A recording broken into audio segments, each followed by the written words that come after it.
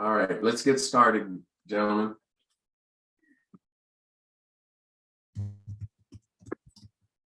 Cool. So it's how to service listings. Is that the topic? Yeah, marketing and servicing a listing. So there's two parts to this. One is the how do you market a listing, and then how do you service it. So that's what we're going to talk about today. And right now, I can't think of anything that's more important for our business now is taking more listings. We have been on a huge push, and we've taken 11 listings in the last 10 days, and we got like 6 or 7 more, and it's because of our focus. We're focusing on whatever we focus on is what we get. And so I just got out of my team meeting. We went over all of that. And so I'll just kind of start out, I guess, with it. So as you guys know, I teach my class on how I actually take 100 listings a year. And it is not, we don't get the listing, right, Matt? We don't get the listing when we show up at the house for the first time. How do we get the listing? It's by doing everything before, right? It's preparing, it's having all your listing presentation, your pre-listing package, your emails, your marketing email of what you're going to do. All of those things make a huge difference on whether we get the listing, first of all, because we're never going to service a listing if we don't get it. So the first focus has to be getting the listing. In fact, I'm going to be teaching that class in San Diego. Matt and I are going to be teaching another class on how we do that. So now, once you have a listing, I'm going to share with you my process. So what I do is I have a virtual assistant. She's out of the Philippines. She works our hours, but she changes because I have an assistant in Park City. I also have this person out. And so she works Saturdays. And so she works Thursday through Monday. And so our team has coverage Monday, Thursday, and Friday with 2 assistants. But on the weekend, I can have my executive assistant off. And then what she does is every Friday or Saturday, she sends an email to every single one of our listings. And in there, what it does is it shows every piece of marketing that we do, right? She pulls the links up on Zillow and Trillion, Realtor.com, and she pulls up any social media marketing that we're doing, any print marketing we're doing. And this is all, when I go back to it, of calling it one-timing, right? What is one-timing? When Cameron was here in our office, we were talking about it, right, Cameron? What we do is we do something once really, really well, and we spend 3 or 4 times as much time on it, and then you duplicate and replicate that process over and over and over again. And when we do that, there's a lot of great things that happen. First of all, it saves you a lot of time. 2, the emails and our client care manager, it looks very professional every single time. And all she does is she just drops in everything that we've done. We also use showing time. So we have access to any of the showings on the property. And showing time is your best friend right now, because if you need to get a price reduction and the people say, the house, needs work, or it needs, whatever they say, right? So they're hearing it from the agent. It's the price needs to be reduced. This needs to be done. That needs to be done. So these are all of the little tricks and tips that we use. And the thing is in our marketplace of Park City, I can tell you 2 things. Nobody needs to buy a house in Park City.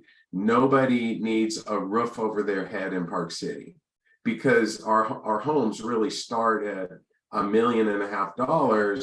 So it is not a need, it's a want. So when somebody wants something, that's when they decide to buy something, right? So once I understood this many, decades and decades ago, I've done this for a long time, I figured it out. And so what we have to do is we have to figure out a way to market properties, but also follow up and keep the listings over, because I mean, it's not like it was a year or 2 or 3 where you list something and you sell it on that first weekend.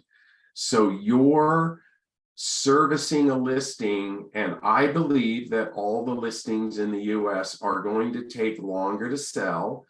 And if you have this system down and you know what you're doing and you use it, the very best part of it is we're at now getting many more listings because we have this process.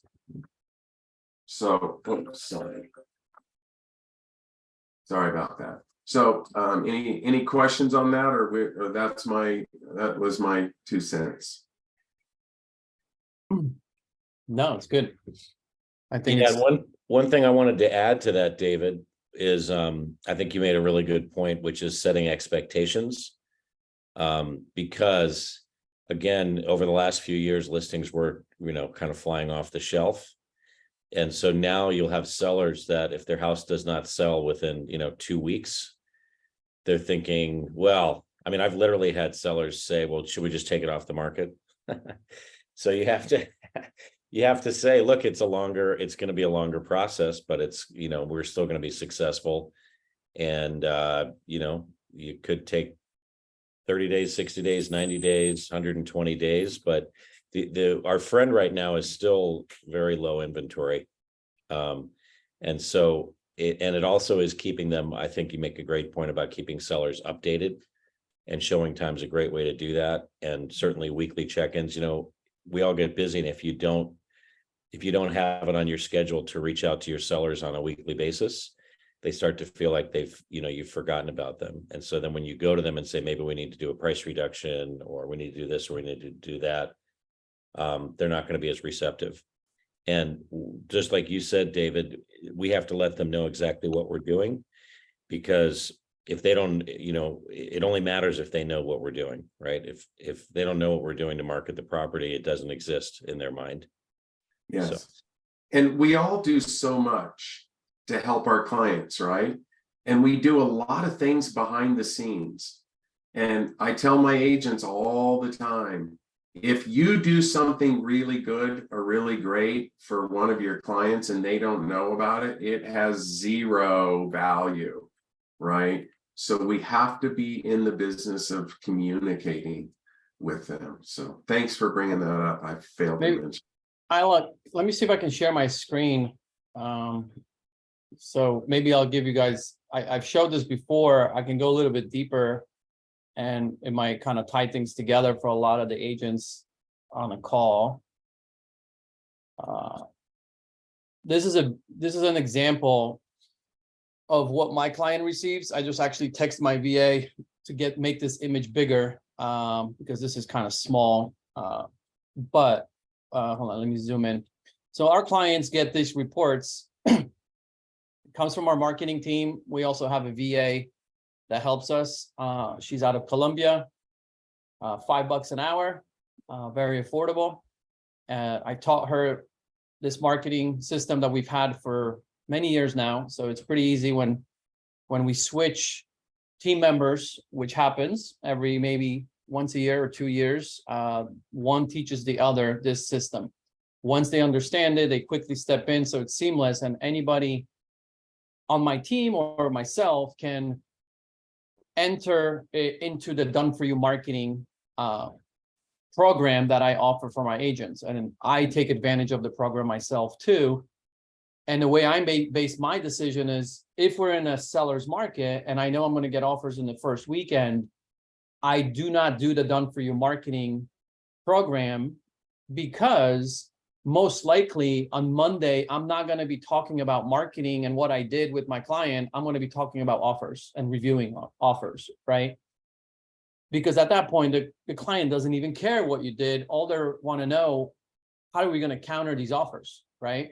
So it's almost like a moot point to be emailing them reports on marketing at that point, when all they care about is like, what are the offers? Let's talk about it.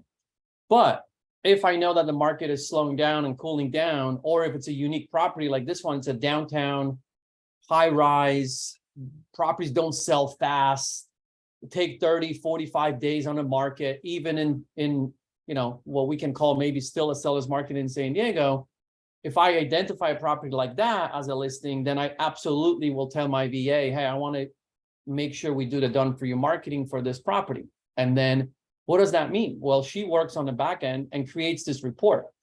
And as you're thinking like, well, I don't have access to a VA, I don't have this type of ability to create this report.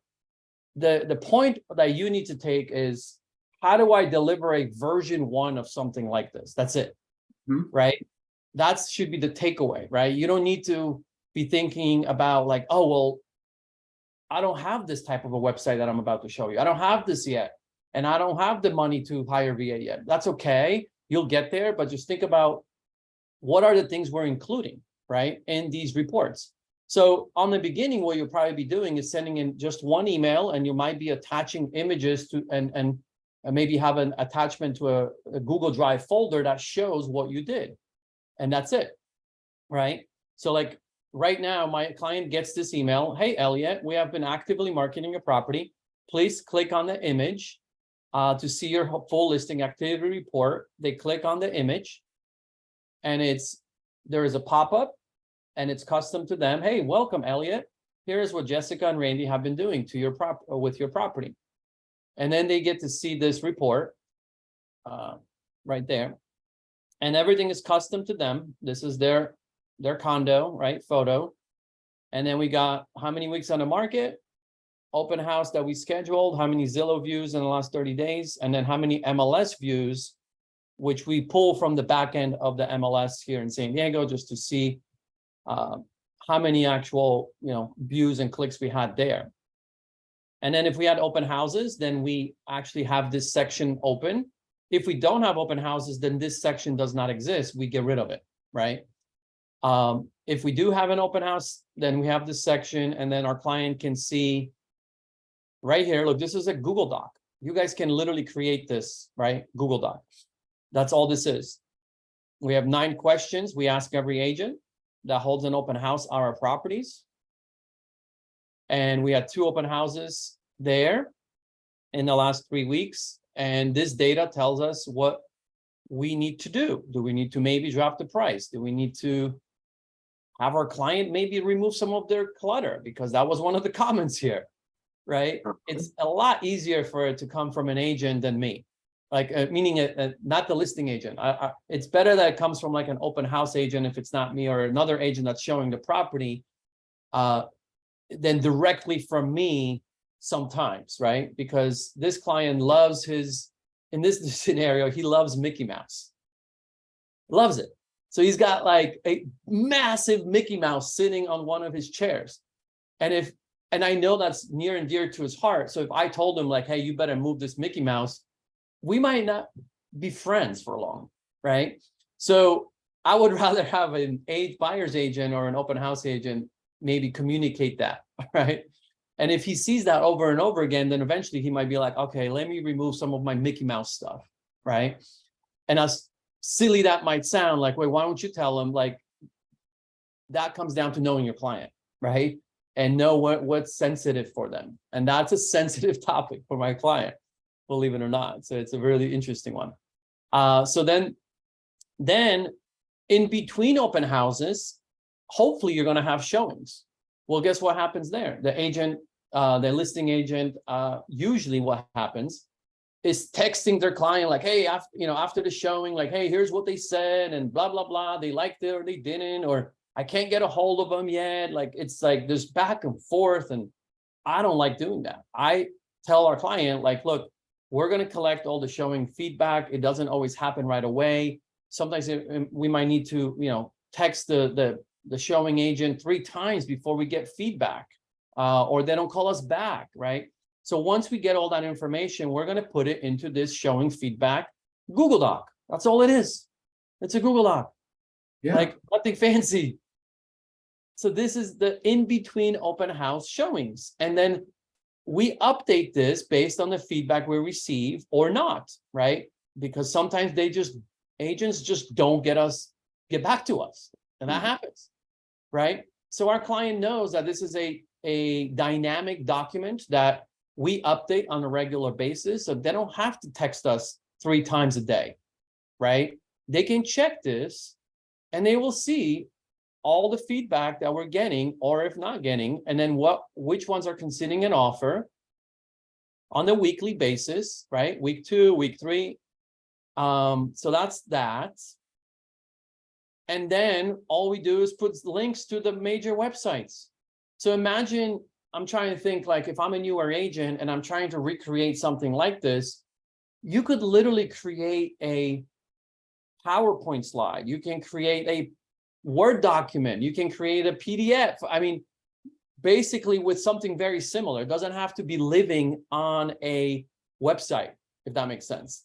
And then you can have links to Zillow within that document. You can have link to realtor.com. It can literally mimic what you see here, but it's just not live on a website, which might take you a little longer to figure out, right? So think about, what would a version 1 look like of a marketing report that we're discussing, that David mentioned, because he's got his version, right? I have my version. eXp Luxury has their version for us available, right? But think about it from a version 1 perspective for you. It doesn't have to be what you see on a screen, because this is my version 7, right? So I have links to all the major websites, to social media where we post it. But then, same thing like David mentioned, I have another link to a Google Drive folder with all of the marketing that we've done for this property. So our client can click on any one of these, and he'll see a PDF flyer we created using the marketing center at EXP. If you're with another brokerage, you probably have access to a marketing center and can quickly create something like that. It's not a lot. Doesn't cost you anything in most cases. We have Facebook. If I do a Facebook ad, well, it's like David said, if you don't tell them, how would they even know you did anything, right? So what we did is we quickly take a screenshot of the ad and the impressions and the leads and the clicks that we got, and we upload it, and then making sure you name it what it is. Facebook ad stats, right? Then we do a email blast to agents. So there's a lot of platforms out there. One is like Email Flyer. I forget the one we use. Hold on, let me see if this will tell us which one this is. No, it doesn't. I can find out after. But there's basically email flyer service providers that basically will email agents, and their basically promise, I guess, to us agents is that if you create a flyer and email it within our database to the agents that we have in our database, the chances of it getting into their inbox is much higher than if you try to do it yourself, because Google will pick it up as spam. So what they're promising to us is that if you give us $10 per email or $15 per email, we can reassure you that X amount of our emails will be delivered to the inbox and not the spam folder of the agent. So this is agent to agent marketing. That's all this is, right?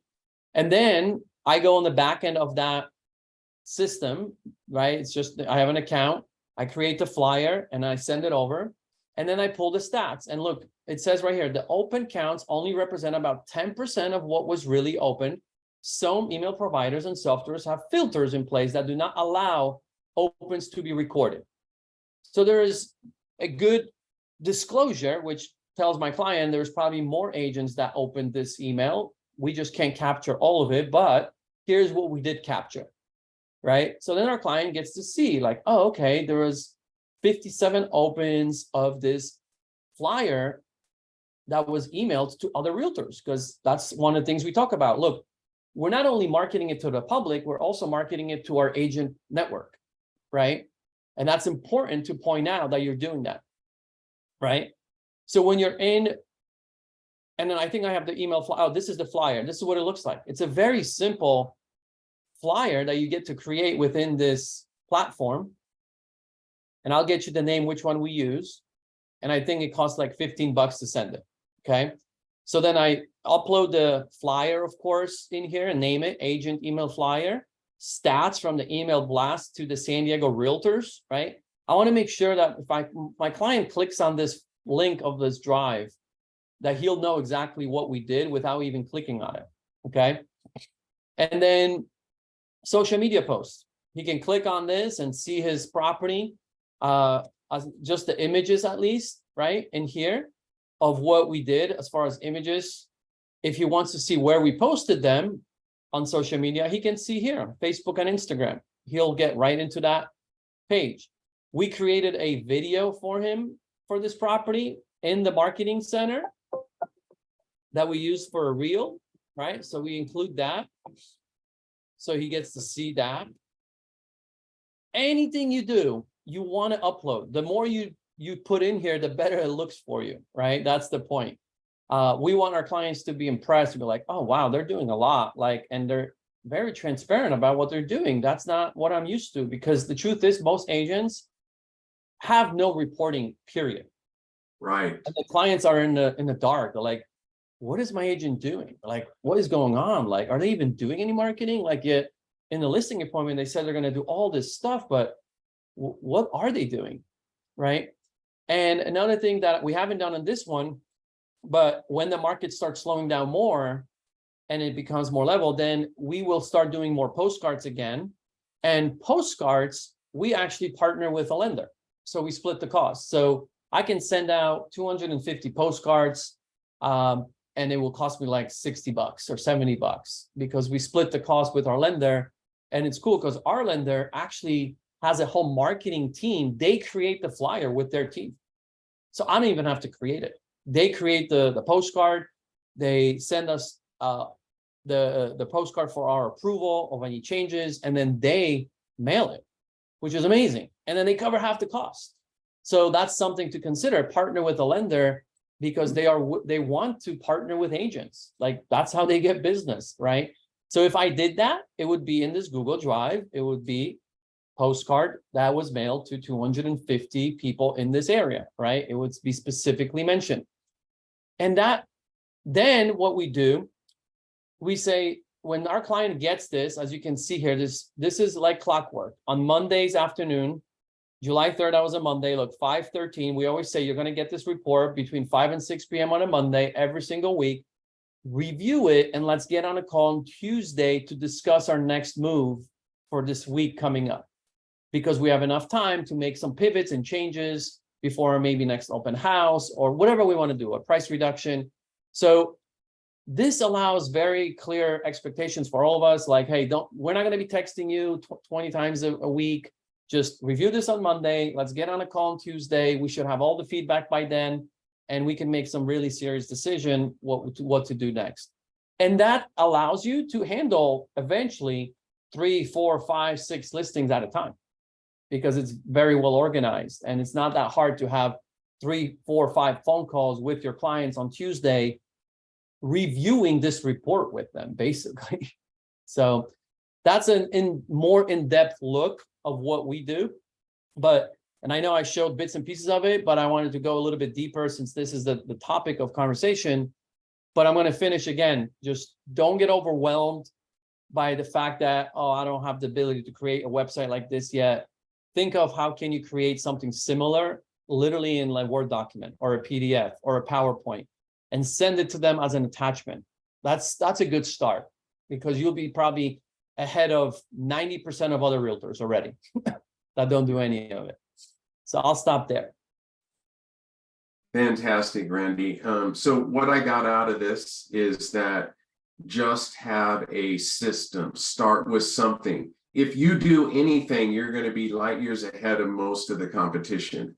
And one of the things that I do is when I go on a listing appointment, I'm talking to people about Randy, there are 3 things that would have caused your home not to sell if it didn't sell, if it's an expired or something, right?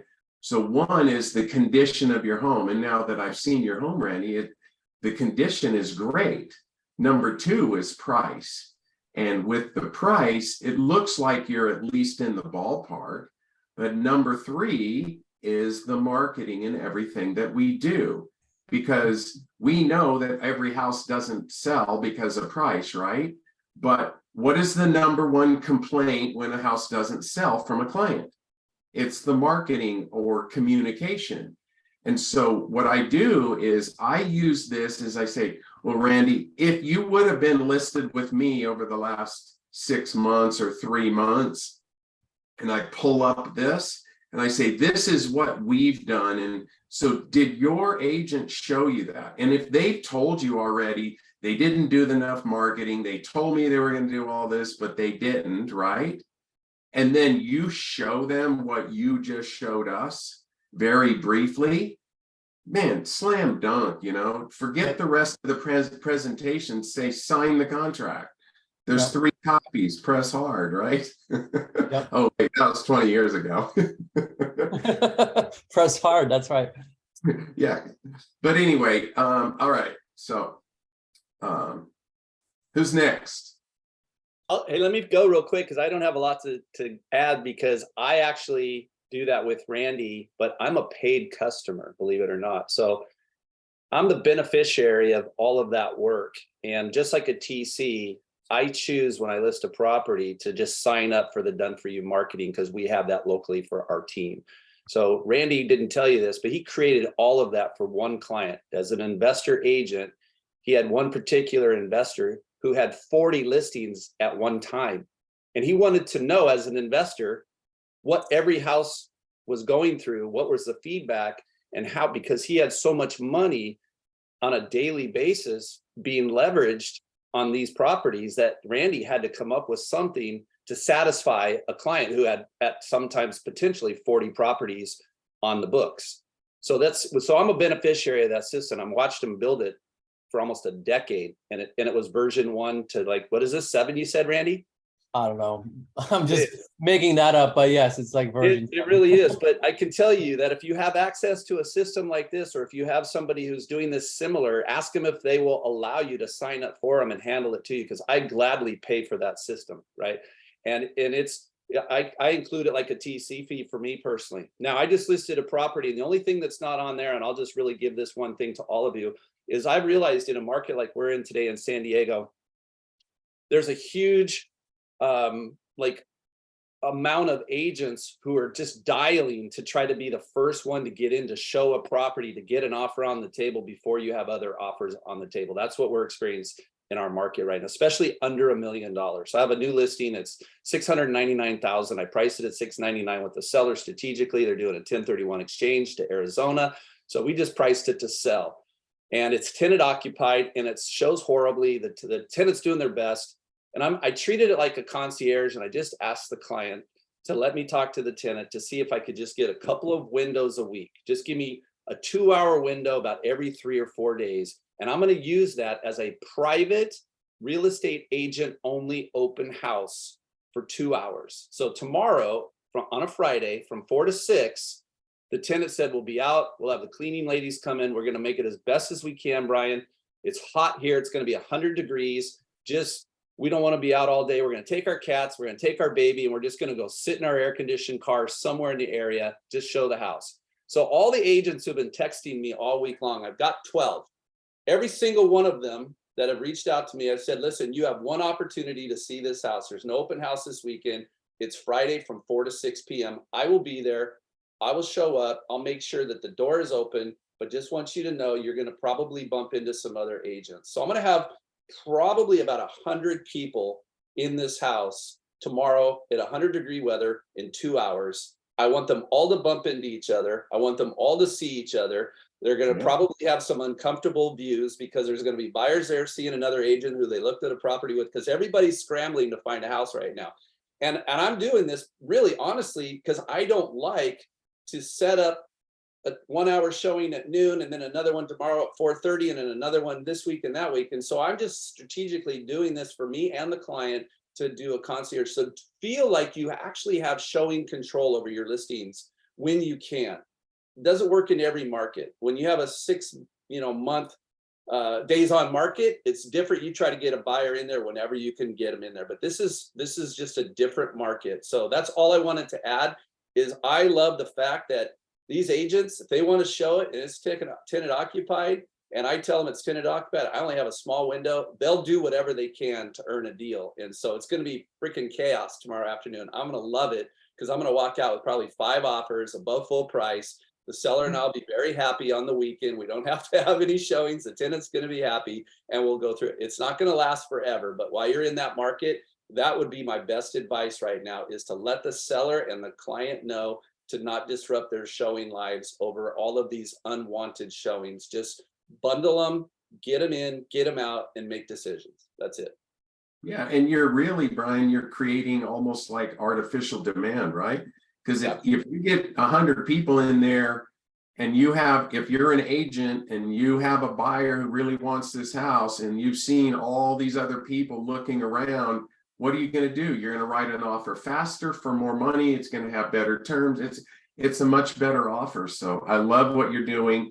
We do that. And one of the things that we do is when we do an open house for a property, we oftentimes will do for the neighbors for the first hour, and then we'll do the agents for an hour, and then the public for 2 hours. If on something like we did a 4-hour one yesterday, and we invited personal people, and then we invited the agents, and then we added the public. We had 60 people through a $14 million house. And I think we might have an offer coming in off of it, because when everybody is running around and seeing everybody else, if they have any interest, they're not going to go, well, let me think about it for a day or two or a week or two. So, all right, who's next? I'll jump up if you want. Or Cam, you want to go? You're muted or something. Oh, yeah, we can't hear you, Cameron, but go ahead, Craig. Hey, by the way, everybody, all this, I love that, Randy, David, all that stuff is fantastic. Brian, squeezing them in, that's a great thing. It creates an urgency to it. One of the things that we do, and again, we haven't had a lot of long listings, but what we're putting in is, remember, not everybody is the same. Not every client is the same. You need to go into that DISC personality trait that's in there. You can do a lot of warm and fuzzy for a D personality, and they really don't care. So when we're sitting with our clients in the beginning, we actually ask them, when we know we're getting, what kind of updates would you like? How would you like to see it? Do you want us to call you, text you, email you? How do you want to be communicated to? We have some parts of relationships with significant others that they will not talk to you nor get feedback unless both of you are on the call. How many people have had that? They've called one of the partners and all of a sudden like, hold on, let me get them on the phone.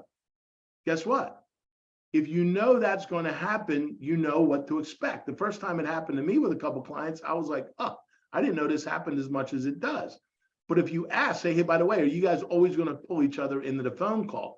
That's huge, because there's a lot of times in the sale of a house, you have 2 people that own it, whether it's husband, wife, partners, business, whatever it might be.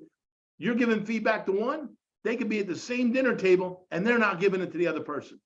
So the next day you get lambasted asking, what did you see? What's going on? What's happening with my house? Da, da, da. And then you say, oh, I talked to so-and-so, the other side of the relationship. Well, they didn't tell me. Guess who's the problem? You're the problem. How many of you guys have had that problem? Been there, done that. Shame on me once, shame on you once, shame on me twice. I learned it. It's like touching a hot stove. Don't do it. So put a system in to literally let yourself know how to communicate with them, understand their personality traits. I'll be honest, Randy could send me that pretty thing. I'm never going to look at it. I'm a D personality. My eye likes it, but I'm not analytical enough to look at it. Send me a text, give me a phone call. We have some clients, I said, look, I return phone calls to my clients for an update Tuesday mornings between 10 and 12. Does that work? If not, tell me what does, and we'll put it in our calendar, and I'm calling you at that time. And my dinger tells me when I've got to call a client, and I start calling. Ask them how they want it. Also, all of this stuff is fantastic. I love taking the social media posts, but not a lot of them are on social media. They don't even understand what it does. So ask them what expectations or things that they're looking for, where they're seeing it, and understand you got to explain to them. Not everything that goes out is going to create the buyers. Most of the buyers are coming from the sphere of influence of people like that, of like kind in the area. People like to live with people like themselves, unless they're reloading in or transferring in. So how do we find that ideal client? I always ask my clients also, who do you think would be this buyer? Market to that person along with who you think, but get them involved in it and go from there. I also always ask, what are the top points that you like about the house? And what are the things that you don't like about the house? So if I hear these objections, how would I overcome them on another buyer with an agent? So load up all your lines and all the things that you need in advance, gather the information like Matt said, and like everybody said, it's not getting the listing, it's being prepared before and understanding where it's at. We can put all these systems in, every one of us and every client can be different. The point is have a system and then tweak it to each client. Some might not like emails. I've got an old business partner. He's an accountant, CPA, and a financial advisor. He does not accept anything in email. So when we used to get receipts or things sent to us as business partners for bills we paid, I'd have to download it and hit it through AutoFax on my computer. Is that the silliest thing? Some people just don't do it. Some people don't, okay? So I went on a little bit of a different thought there, but have a system. The system is what you're gonna work with your clients in your area. It can be extravagant and it can be very minimal, depending on your listings you have, because you might only have one listing. That means you can be personally doing it. If you have 5 listings, you do a different listing each day.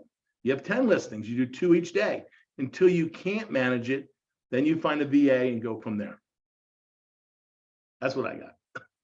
Good stuff too. Can you Well guys hear me said. yet? Because I don't know how many of the clients actually look at the thing. I still rather have them receive it, but then on Tuesday we do talk and we'll know then. And then we're like, oh, I didn't have a chance to look at it. All right, that's fine. But at least I feel like I'm covered. Like, look, I've done my job. It's great stuff. Yeah. But you're so right. Some clients just don't check anything. They don't want to know. They're Definitely. like, when you get an agreement of sale. That's it. Other than that, Everybody, get at it. Go at it. everybody over the last 3 years had gotten so lazy. I mean, we used to have to work hard. We used to list a property and take 2 or 3 months to sell it. And that's normal real estate, ladies and gentlemen. That is not what's real today. I mean, that was not real what was the last few years. Today, we're back to that. So it's getting back to basics and doing what is right. And the thing is all of us that are on the call and all the people that are listening on this call, every one of you're interested in making your business better. And these are the tips and tricks and things that you know from people that have all this experience. If you do a little bit of what we are talking about, it will massively change your listings. And don't forget to use this to get the listing. So, all That's right. key. Huge. When on the listing appointment, David, exactly what you said. Make sure you're saying, hey, by the way, when you've talked to the other agents, did they ask you about how they're going to communicate to you? Yeah. No. Ask them, put them on the spot and go with it. So. That's good stuff, guys. I have some stuff. Anyone else want to jump in before I go? Oh, go for it. All right, Kim. let's do it. Cool, man. Good morning, everyone. I think one thing to remember is that servicing your listing is always changing. 2 years ago, I thought I was the #1 smartest guy because I figured out a way to put 20 offers together to present to a seller. And that was servicing. All the other agents were kind of just, hodgepodging it, sending them 20 different emails or doing all kinds of. So servicing is always changing. And it has to follow your market. You know, what was it, Dennis, you were saying that in your market, it's still super hot. In other markets, it's definitely cooled down a little bit. So you got to constantly be trying new things, trying things that you're not doing, seeing how they work, seeing how your clients accept them, they like them, they don't like them, whatever it may be. But you got to be continually trying things as the markets change. And then the second thing is always setting expectations. Right in the beginning, you have to set your expectations. If you want to do what Randy does, I love that, Randy. That website is, I mean, over the top. You've been crushing everything that you're doing. One thing to mention with that website is you can create a website just like that on Canva, right? With the links, with everything, completely free, and then share the template link with your clients. Now, it's not your special branded link and all that. If you want to make your own custom website, do it. But you could do something very similar to that very quickly, very easily, and share it to them with all those cool links and all that stuff for free. So that was an idea. But setting expectations in the beginning is key, guys. We do our follow-ups every Friday. If they don't want to be called, we won't call them. If they do want to be called, we will call them. If they prefer email, we ask what they want. A lot like what Craig was saying, what works best for you? How would you like us to contact you? And that allows us to work them like they want. If they don't want us to bug them by calls, we're not going to call you. If you want to be heard, you know, do that. Now, when we do reach out to them, what are we providing or what are we showing them? Obviously, like Randy's website, we want to give them all the good news. We want to see all of the feedback. We want to see all of the amount of views. We want to show them all of the marketing that we're doing because we want to be the good guy. We're doing our jobs. We're showing them all of the numbers. So we show off the MLS numbers, right? We show off the Zillow numbers, which are always much higher than the MLS numbers typically. So you got a few thousand there. And then the biggest ones, obviously, is we're always showing off our social media numbers. Our last listing, we got what was it, 250,000, so we're 250,000 views. Sellers love that, you guys. I mean, they just love it. Even though they didn't get an offer from those 250,000 views, the fact that 250,000 people seen our client's listing, she was happy with that. And that, you know, it hasn't sold yet, but they're still really happy. The way that we're getting these views, obviously, I think a lot of you guys know, is we use gimbals. And then for home tour videos, right, to show off our walkthrough home videos. And then recently we've been using this little Pivo pod. This does dollhouse tours. It does 3D home tours. It's like Matterport, but instead of spending like 10 grand or whatever it is for Matterport, you connect this little Pivo pod to your phone. So you just put your phone on it, right? Boop. It's really simple, really easy, like this, right? And it has little, if you want to put it on a counter, it has little cute tripod legs, pops out. And this allows us, what we typically do is put it on a tripod in the middle of the house. Yeah, it's called a Pivo, P-I-V-O. And it does a 360 tour of the whole home. So rather than having to pay for a Matterport, rather than paying for the dollhouse tours, all of that extra stuff, we can do this for free after you buy the little Pivo pod. Unlimited, no subscriptions, none of that stuff. Just you buy the pod and it works forever. And that's been really cool. Our clients love that because just like the marketing stuff that Randy was showing them, now they get that big fancy dollhouse that is what people love to see. They get the walkthrough of the thing, all of that. So that has been a big plus for us, is using our Pivo. And I'm gonna put a link. Yep, that's it. P-I-V-O. Been fantastic. Then I think a lot of you guys know we do a lot of home walkthrough tours. This is a phone gimbal where you put your phone on it and you walk through. It makes it real smooth. Again, this is just allowing us to make stuff that people watch. That way we can get big numbers to show to our different, to our listing clients or to our sellers. And that way when we show it, hey, you got 6,000 views on Zillow, the average home in your area is getting 4 to 6. And then we got 200,000 views on social media. That's why you're hiring us. That's why you're working with us. And that's why we're marketing. We're really doing it. We're marketing to hundreds of thousands of people. So, you know, those are big for us, guys, using the right tools to make sure that you're getting out there, you're getting your views seen, and then relaying that information back to the seller in a very positive way. You always want to be excited about those numbers.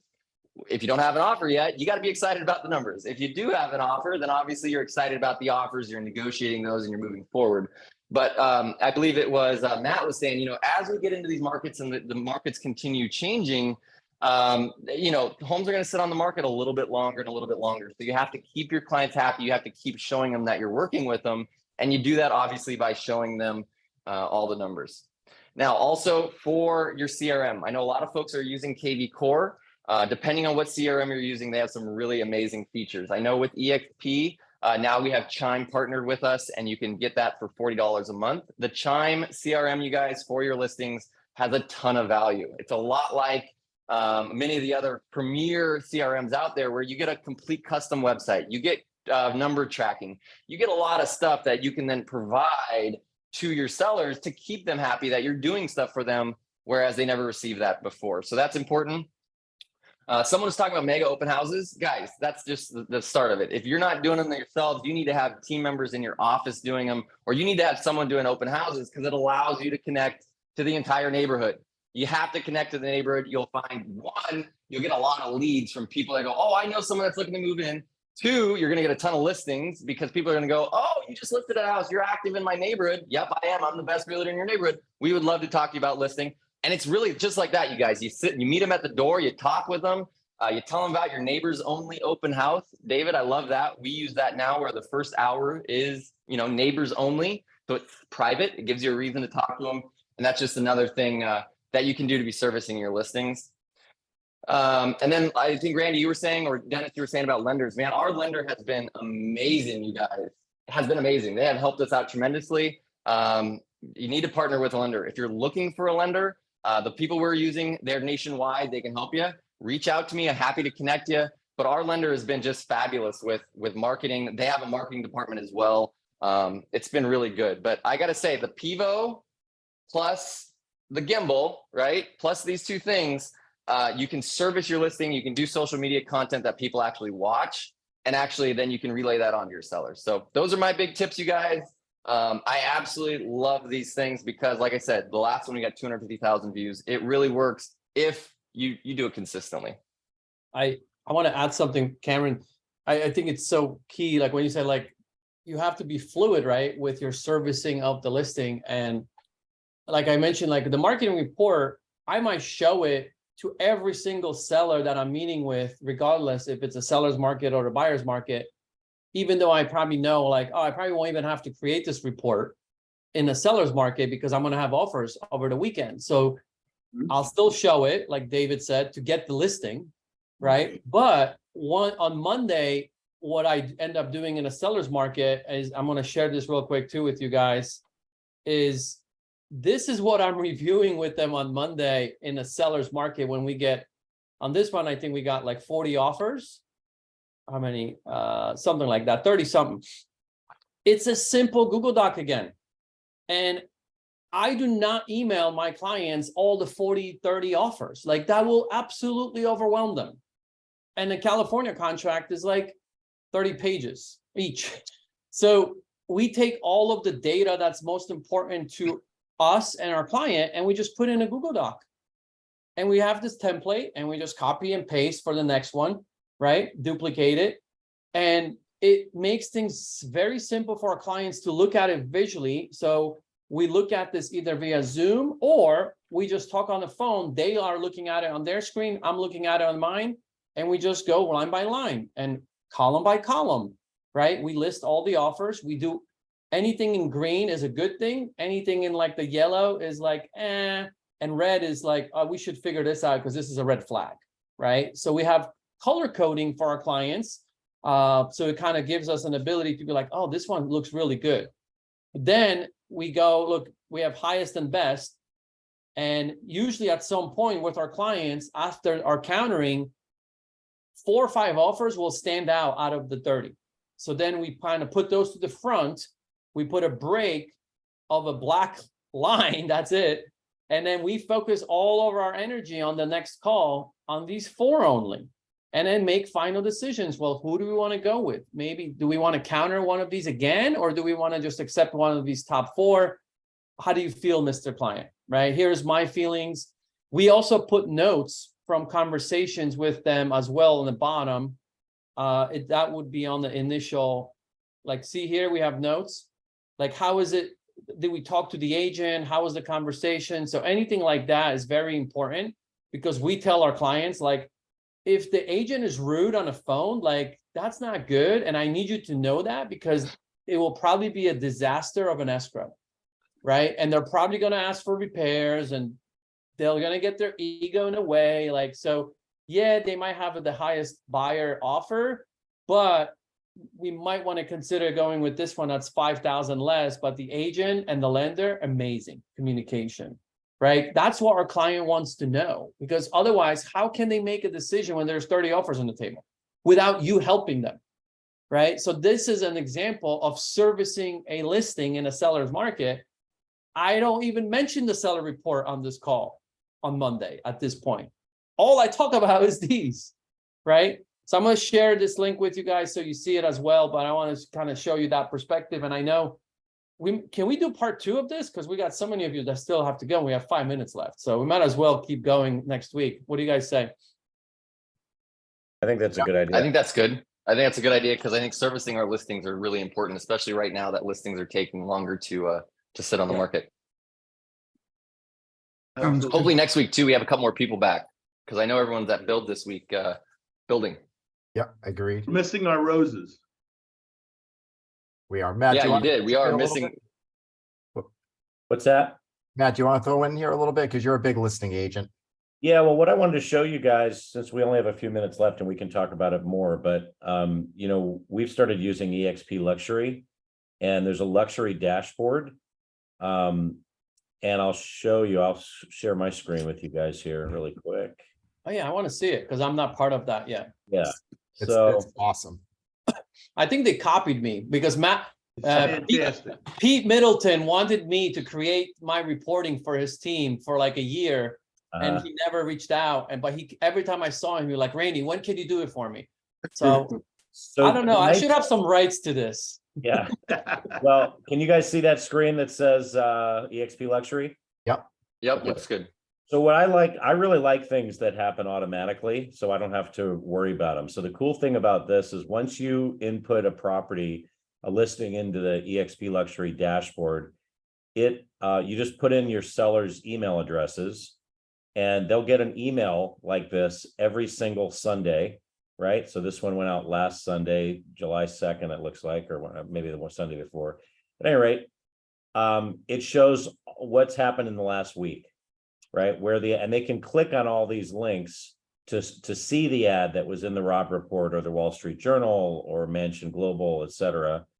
And the number of views that it got, and just basically all the activity, Facebook ads, et cetera, in the last week. And it just does it automatically. So, and I'm copied on it, so I get them in my email as well.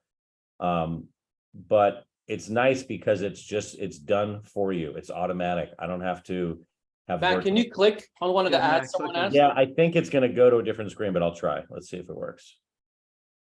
Can you see that Rob Report? Beautiful. Yeah. It's working. Yeah. Yep. So So this is the actual listing that is being advertised on Rob Report as we speak. Right now, it's live. Yep. And on all of those links, they can click on here and see it. Yep. So, you know, it's great. You know, for Pete who set this up, and if he copied you, Randy, that's great. But it Looks very similar. I wonder where he got these ideas. yeah, but I just like it because it's done automatically. That's what I really like. What distinguishes luxury? Like, what's there a price threshold that you have to be In above? San Diego, I think it's over $1 million. Okay. So Every it's marketplace has a different thing, Brian.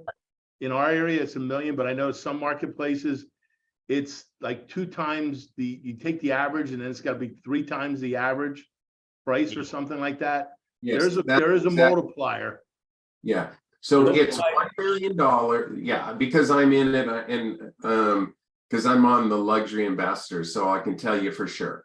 It's $1 million and above on any property, or it's 3 times the average of the property. So if you're in an area that the average home is $250,000, you can get it in. And what they did announce recently is if you have a really great listing and it's 890,000 or 925, and you know it's something that you think is sort of luxury, they're being a little bit flexible right now. I used to use a lot of these services, and it was about almost $5,000 per listing. Right now, I have 10 of them. And what it does is it allows you to market 10 properties at one time And then when you sell one or one goes under contract, you can add another one. And if you have somebody on your team and you have 20 lists or 15 listings, they can add on for $995. They can get an additional 5 listings. So this is like a slam dunk awesome thing. And I used that this week to get a 9.3 and a $14 million listing. But it also got me a 2.2 and a 2.7 million, because I'm showing this and I'm saying, you know, Cameron, would it be okay if I listed your property and marketed on Robb Report, Wall Street Journal, Up Market, so on? And then absolutely, that's what we show want. them, and I have it when I'm there. I have this exact thing that Matt is showing you. And I say, can I just show you the house down the street, how I'm marketing it? And I pull this up and it just blows their mind. I mean, these are the tools to get the listing and to service them. And you know what it costs? It costs like $2,500 a year. It costs more, twice as much money to do one listing. And if you're at, you have to be at EXP obviously to get this. So the people that you aren't, bear with us. But they do that. And for me, I always have, I mean, I have 27 listings right now. And my biggest problem is that I have too many listings over $1 million to market. So anyway, thanks for sharing that, because this is, I think it's critical that people understand how great that particular piece is, Matt. Yeah, and there's also a presentation creator. So you can, if you don't have the listing yet, you can just, you know, grab an image off the internet of the house or take one with your phone and drop it into the presentation and create a basically a listing presentation that shows all that marketing that you can take with you. I take it with me and then just show it to them on an iPad. And it's great. That's The presentation's really good. presentation. That's all I Yeah. do for my listing presentation now is that. Yeah. Yep. It's a media kit. So yeah, you can put this all together. So, Cool. okay. That's 10. So 10:01 on my end. Okay, let's Right, continue everybody, have a next week. great huh, weekend. boys? Awesome. Let's We're outta here. continue We'll- next we'll see week, you guys guys. next Great stuff. week. See you next week. All right, cheers. Bye. Have a great week, everyone. See you.